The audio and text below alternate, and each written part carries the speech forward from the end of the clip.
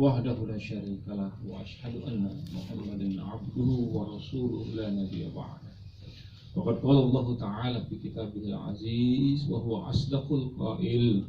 A'udzu billahi minasy syaithanir rajim. Bismillahirrahmanirrahim. Ya ayyuhallazina amanu taqullaha haqqa tuqatih wa la tamutunna illa wa antum muslimun.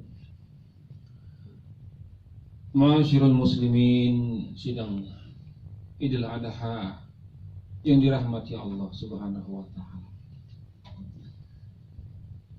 Idul Adha atau hari besar dalam Islam ini akan terus berulang dan berulang setiap tahunnya.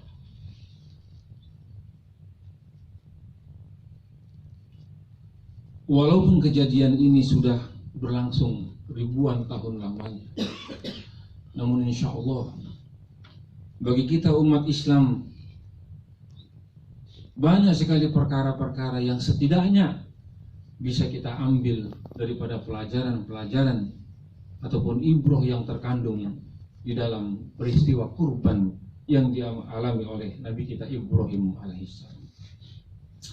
Ada beberapa perkara yang tentunya ini akan senantiasa relevan dan berkesinambungan bagi kita umat Islam yang hidup pada zaman ini dan insya Allah juga untuk masa yang akan datang. 10 Zulhijjah 1438 Hijriah ya Pak ya. Alhamdulillah kita diingatkan oleh seorang manusia yang bernama Ibrahim alaihissalam yang hidupnya hampir dalam hidupnya itu senantiasa mendapatkan cobaan dan ujian dari Allah Subhanahu wa taala. Hampir perjalanan hidupnya. Ujian yang dihadapi Ibrahim yang pertama itu menghadapi seorang ayah yang tidak beriman. Beliau menghadapi seorang ayah yang kafir. Beliau menghadapi seorang ayah penyembah berhala. Ibrahim mengajak kepada ayahnya, itu diabadikan di dalam Al-Quran, bapak-bapak. Ajakan Nabi Ibrahim diabadikan di dalam Al-Quranul Karim. Allah Subhanahu wa taala berfirman, "Wa idz qala Ibrahimu li abihi Azar." Dan ingatlah ketika Ibrahim berkata kepada ayahnya Azar, "Attakhizul asnam ilah." Wahai ayah, kenapa engkau jadikan patung-patung ini, berhala-berhala ini sebagai Tuhan? Itu yang diajak Ibrahim kepada sang ayah. Ibrahim mendapatkan ujian seorang ayah yang tidak beriman, seorang ayah yang menyembah berhala, kafir, musyrik, luar biasa. Dalam satu rumah, dalam satu wadah, bayangkan ayah dan anak diajak oleh Ibrahim, "Attakhizu al-asnam ilah." Kenapa engkau ayah jadikan ini patung-patung itu sebagai Tuhan, berhala-berhala ini sebagai Tuhan? Tapi jawaban sang ayah ternyata tidak selembut apa yang ditutur oleh si anak ini, Pak. Azar berkata kasar. Azar berkata kasar, kasar sekali. Apa yang dikatakan? "Fa'ilan tantahi, wahai Ibrahim, kurang ajar kamu. Wa illam tantahi, kalau kamu tidak berhenti mendakwahi aku ayahmu ini, kalau engkau tidak berhenti menceramahi aku, la arjumannaka." Apa itu arjumannaka, Pak? Ini kayak macam kamu akan saya sambit Ibrahim, saya akan lempari kamu dengan batu. La arjumannaka, kamu akan lempari dengan batu sampai kamu mampus. Mungkin bahasa kasarnya seperti itu, kasar. Lain tantahi la arjumannaka. Wahai Ibrahim, kamu kurang ajar, kamu mendakwahi aku, kamu mengatakan bahwa apa yang aku sembah adalah salah, kurang ajar kamu, saya lempar kamu dengan batu sampai mati. Seorang ayah berkata kasar kepada seorang anak ketika si anak mengajak kepada jalan yang al-haq. Apa Ibrahim marah, bapak-bapak? Oh tidak, Ibrahim tidak marah. Bahkan beliau menjawab, salamun alaika, salamun alaika, kesejahteraan buatmu ayah. Mudah-mudahan engkau selamat. Sa'astaghfirulaka Rabbi, aku tetap akan mendoakanmu wahai ayah. Moga-moga Allah akan mengampunkan engkau walaupun engkau berdosa, walaupun engkau salah. Sa'astaghfirulaka Rabbi, aku akan tetap mendoakan kamu wahai ayah. Luar biasa. Ini mengandung pelajaran buat kita, mengandung ibrah buat kita yang besar, bapak-bapak. Sekasar apapun orang tua kita, segalak apapun orang tua kita, jangan sampai kita menghinakan mereka. Jangan sampai kita menghancurkan mereka. Allah berpesan, wa in jahadaka ala an tusyrika bi, pesan Allah, andai kata kita mendapatkan kedua orang tua kita, ini pesan Allah kepada Luqman, kepada anaknya.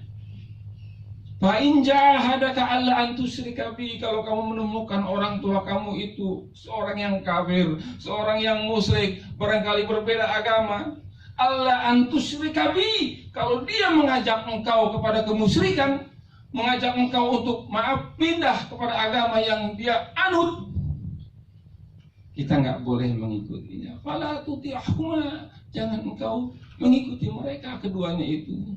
Tapi wasahibhuma fid dunya ma'rufa, tetap Allah katakan kamu tetap mempergauli mereka dengan cara ma'rufa, dengan cara yang baik, dengan cara yang bijak. Tetaplah kita berkata yang sopan, tetaplah kita berkata dan bertutur kata yang lembut kepada orang tua kita. Sekasar apapun orang tua kita, dia yang menjadi penyebab kita ada di dunia ini. Ma'asyiral muslimin, jemaah Idul Adha yang dimuliakan Allah. Ini ujian yang pertama, seorang ayah yang kafir, seorang ayah yang penyembah berhala. Belum selesai dengan ayah, keluar rumah diuji lagi dengan umatnya, bapak-bapak, subhanallah. Umatnya pun begitu, keras kepala, kasar mereka, majority penyembah berhala. Kisahnya juga diabadikan di dalam Al-Quran. Kau mengapa begitu benci dengan berhala yang aku sembah ini, wahai Ibrahim? Sampai dikejar, dihardik, lalu mereka mengumpulkan kayu, dibakar, dijadikan kain api unggun, dimasukkan Ibrahim ke dalam api. Ini dikisahkan dalam Al-Quran, diabadikan juga. Kuni bardan wa salaman li Ibrahim, ya nar, wahai api, kuni bardan, jadilah engkau dingin dan selamatkan Ibrahim daripada kobaran api itu. Nabi Ibrahim selamat. Ujian yang pertama dari keluarga, yaitu bapaknya lulus. Ujian kedua dari masyarakat, beliau juga lulus. Ujian yang ketiga datang lagi, Pak. Dari mana? Dari istri. Bapak, masyarakat, istri, pernikahan. Ujian lagi. Subhanallah. Gak ada hentinya. Kenapa? Istri yang dinikahi Sarah bertahun-tahun, dia nantikan seorang anak, belum juga datang. Sabar dalam penantian.